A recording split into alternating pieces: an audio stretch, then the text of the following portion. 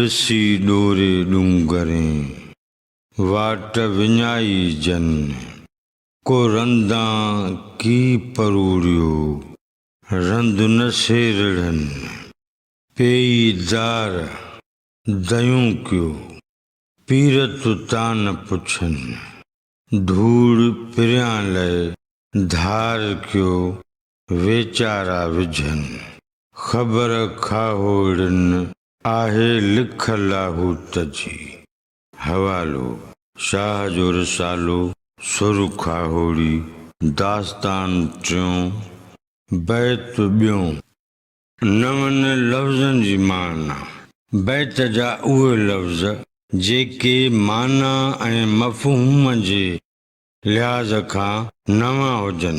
ॾिसी माना ॼाणी बुझी, को रंदां माना ख़राब रस्ते या अवझड़ रस्ते, रंद माना रस्तो, वाट तरीक़ो, दार माना फांसी, दयूं क्यों माना चमकियो खुश थियो, पीरत माना रस्म तरीक़ो या वाट, धार हिन बैत मूजिब माना थींदी धाड़ घोड़ा, लिख माना थोड़ी ज़री या कुझु क़दुरु। हिन बैत जी हर सिट मिसरा जी तरतीब वार सादी सम्झाणी पड़िजे थी जीअं बैत जो मजमूई मतिलब ऐं मफ़हूम सम्झ में अची सघे।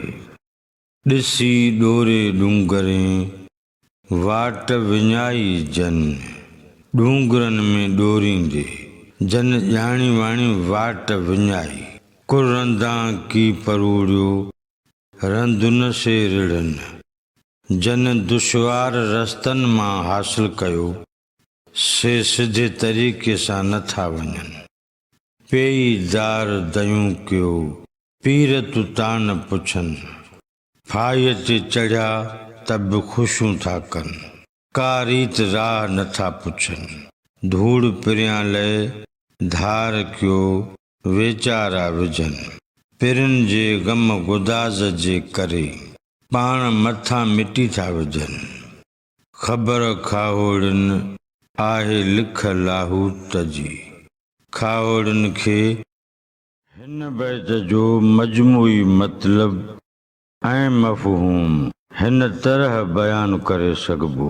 मंज़िल साॻी आहे के हिन तरफ़ खां था वञनि त के हुन तरफ़ खां था वधनि, के सवले सिधे संहिंजे रस्ते सां वञनि था ऐं के अवले अण सिधे अहिंजे रस्ते खे अख़्तियार था कनि। लतीफ़ साईं चवे थो त खाहोड़नि मां हिकिड़नि ॼाणी वाणी आसान राह छॾे दुश्वार दॻो अख़्तियार कयो आहे। हू अहिड़ा आहिनि जो उन्हनि खे मुश्किल वाटुनि तां मक़सूद ऐं मतलूब हासिल थियो से उन्हनि ॾुखियनि पेचरनि खां सवाइ ॿियो को घस वठनि कोन था।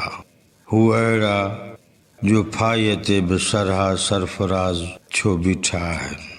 हू खाहोड़ी जन खे हव जेतिरी हुब हासिल थी आहे।